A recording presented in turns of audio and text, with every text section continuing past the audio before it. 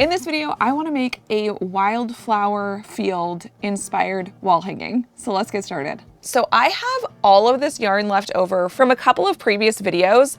I will link those in the description box below if you want to check them out. One is for how I actually spun this yarn, and then the other one is how I wove with it and created a landscape wall hanging with it. But today I had a different idea for how I could use this. So one thing I ended up not loving about this yarn is that it is kind of one note. It's not quite as variegated as some of my other hand spun yarns, and so it just doesn't look quite as interesting on its own. So I thought it might be really fun to try needle felting, maybe embroidering a lot of little flowers into it. And in addition to that, I would love to try to incorporate either a dog or a cat sort of laying in this flower field. We're gonna go ahead and just get started. This is going to be a bit of a smaller piece, and I want to use linen as my warp string.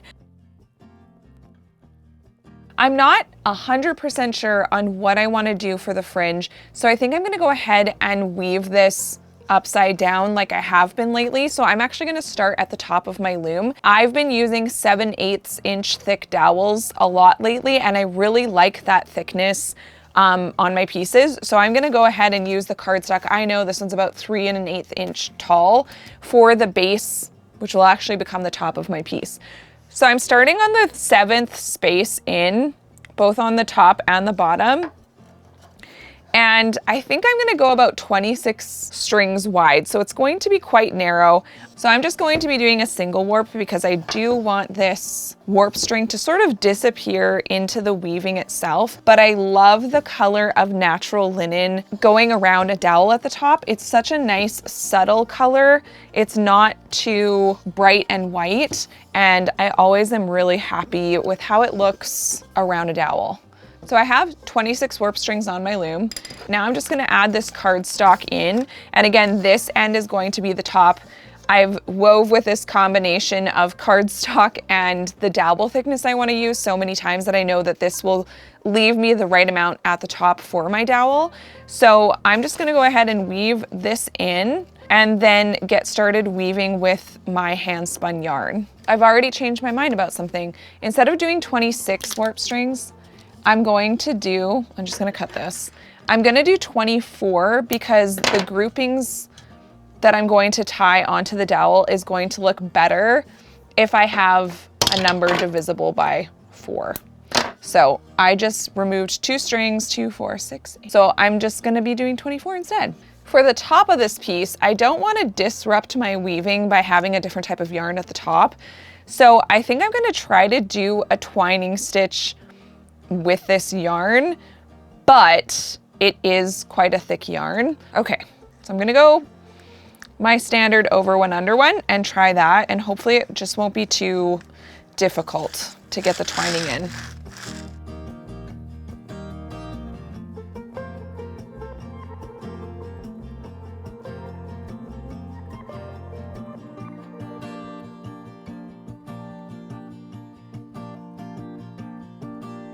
So from here on out, I'm going to be weaving it in over 2 under 2. That's just gonna make it so that the warp strings better disappear and the yarn itself can really shine.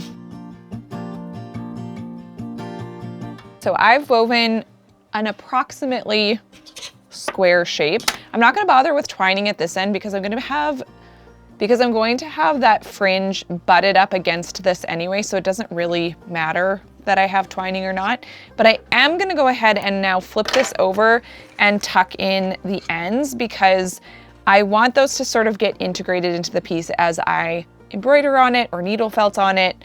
That's what we need to figure out next. So now I have just this blank canvas. Honestly, this kind of looks pretty all on its own, but I think it'll be fun to try to add some more things to it. So I'm gonna get some books to prop up my loom for needle felting and even embroidery. It's nice to have your loom propped up a little bit so that it's not just flat on the table. Now's the part where I kind of need to decide what I want to use to add the flowers. Now, in terms of adding it with embroidery, I would probably do French knots. So I might just need to go find my scrap bin and maybe even just get some scrap yarns out to see if I could use those for the flowers. So I definitely think some pink would be really nice in the mix. And I have some scraps here. It's nice when I can use up some of these scraps. There's some purple. That might be nice. And we even have some gold, though these pieces are a lot shorter. For French knots, I'm gonna need some pieces that are a little bit longer because they need to be wrapped around the needle and then stitched back into the piece. So I started doing some French knots just to see if I would like it, and so far I really am. You can see the few pink ones I've done. So what I would like to do is just use a few different colors, and I don't know for sure if I'm going to use all these colors, but I would just like to cover this piece in my wildflowers, which are my French knots. So I'll quickly show you how I'm doing those. So if you want to do a similar effect, you can. I'm also going to be leaving a little spot, I think kind of down here, sort of in the, oh wait, this is the, I need to remember that this is the top. Oh my goodness, I almost forgot. This is the top of my piece. So actually, I should have left this one out, but I'm gonna leave a space right about here for whatever I decide to do in terms of like a cat or a dog. I think I'm gonna leave this open for that. And so the rest of the piece though, I'm just gonna start covering in these French knots to look like little flowers. Now I'm just kind of keeping an eye. I kind of wish I did do a twining stitch here now because this doesn't wanna really like stay up because there's nothing holding it other than my plain weave. So I might grab, I wonder if I stacked this up. I just want something to hold the piece better. So I'm just weaving this in just a few pieces just to see if that will kind of hold things in place a little better. And honestly, it might not work that well. It might still slip, but hopefully it will slip a little bit less. For the French knots, I grabbed a length of the yarn that I'm using. The length is kind of, I don't know, maybe 1 arm's length, but it doesn't even matter really how long it is. I just want it long enough that I can get a number of knots done. So let's kind of see the area I want to go next. Probably somewhere in here because I kind of want to scatter them everywhere. So I'm just going to tie it wherever. I'm going to kind of reveal one of the warp strings, and I've just grabbed onto that with my little yarn needle here. Then I'm going to just tie a half knot because it doesn't really need to be a full knot and leave a nice long tail. So then this can get tucked in later, but I'm not really going to worry about that now. I can do that at the end when I'm tucking in the other end anyway. Then I'm going to come up where I want my next knot. Now it is a little bit trickier with such a looser weave. You have to kind of be careful where you're going in. You're going to pull that thread up. Then you're going to point your needle up and you're going to wrap your yarn around. Now I've done both a 3 wrap and a 2 wrap. These ones have been wrapped 3 times and these ones only 2. So I think 2 works a little bit better because the 3 is getting kind of big. So I'm pointing my needle up, I'm grabbing this tail, I'm wrapping it around my needle twice, and now I'm gonna pick a spot to go back down into the weaving.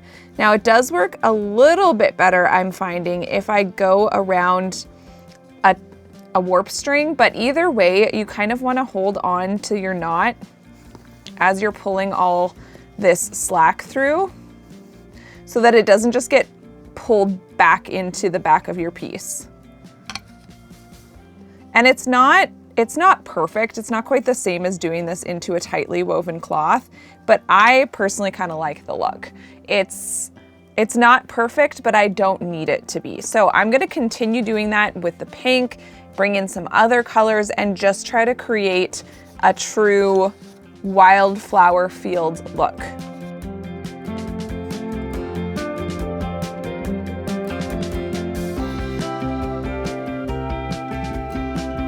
I just picked a few colors and I kept layering the French knots, and then eventually I went to this white, off-white color, and I started doing a few more of them more grouped together because I felt like some of the other colors weren't contrasting that much with the green, and I wanted them to stick out a little more.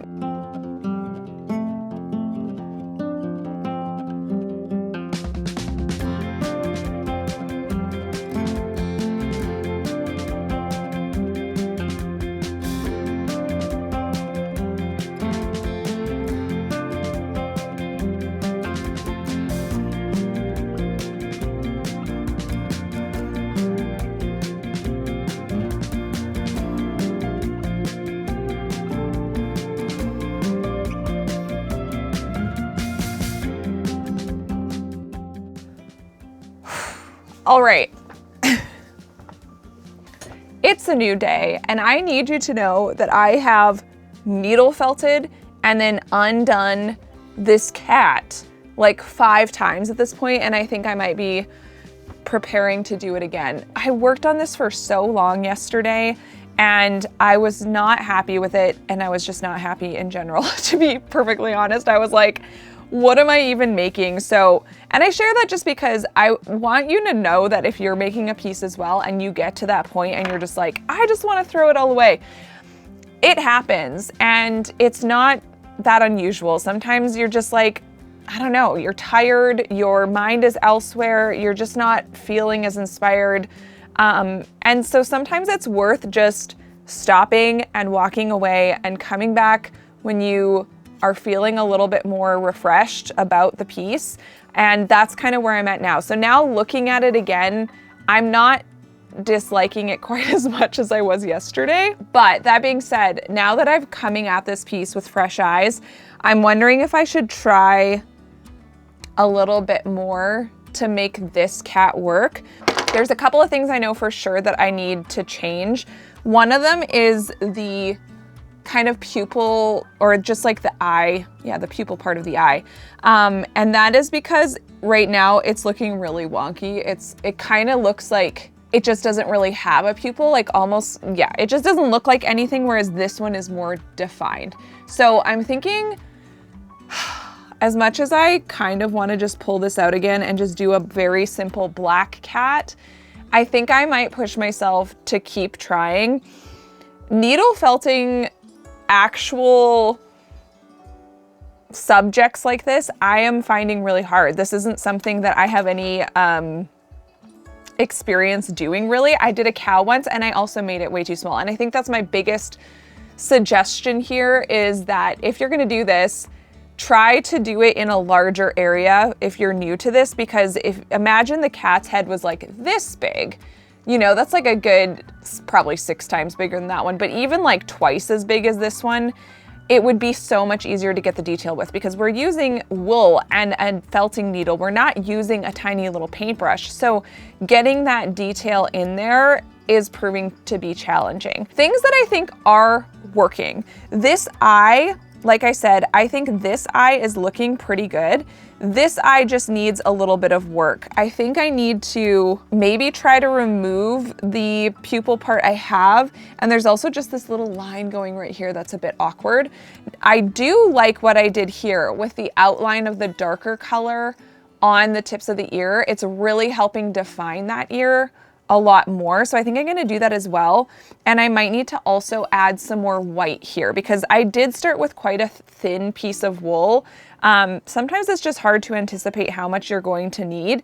And also, because I had already taken it apart so many times, I feel like I was being a little bit stingy with the wool, because I was like, what if I want to take this out again? So that's where I'm at. So I'm gonna keep going and see where I can get to. I can also tell that the shape of the nose currently isn't quite right. You know, cats have that sort of upside down triangle shape. And so I wanna try to define that more as well. So I'm gonna keep playing around with this, and hopefully when I meet back up with you, it'll look more like a cat.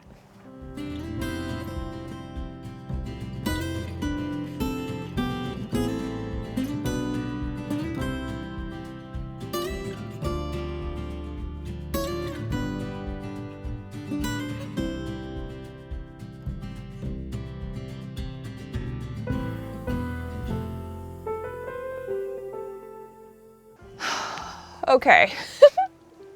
Hello again. I do think it's looking more cat-like, but I also can't decide if it's like, is it a cat or is it a Pomeranian? I'm not really sure. But I'm also not sure if it really matters, because sometimes the exercise is just to like complete something.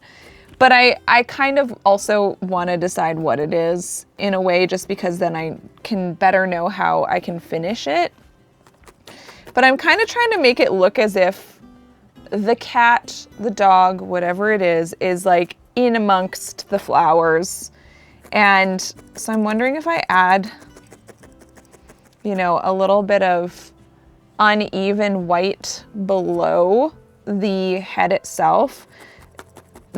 I'm hoping that will sort of add to the effect of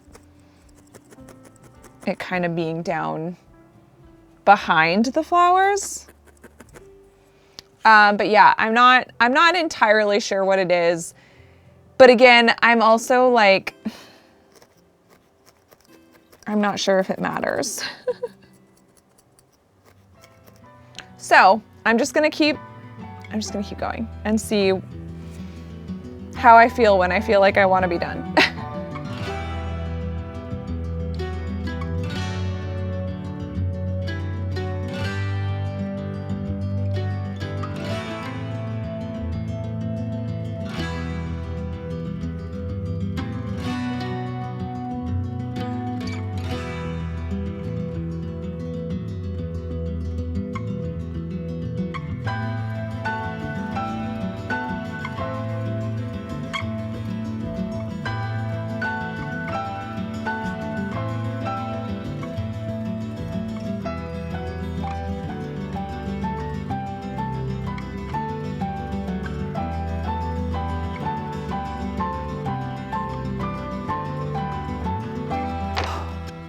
All right, you guys, I just texted, you always need people you can text photos of your work to be like, I need a fresh pair of eyes, I need a vote of confidence. So I just texted this to my mom and my sister, and they both said it was very cute. And you know what? That is good enough for me. And sometimes I get really caught up in my perfectionism, which is really funny because if I were to see this out and about, I feel like I would think it's cute. And maybe this is a good strategy. If you can step back from your work, give yourself some separation, and look at it and just think, if I saw that somewhere, would I think it's cute? And if the answer is yes, we can move on. So what I'm gonna do now is I'm gonna go ahead and add my base work and fringe at this point. I'm going to be doing a twining stitch, a couple rows of plain weave, my fringe over top of that, and then we're gonna meet back up to see the finished piece.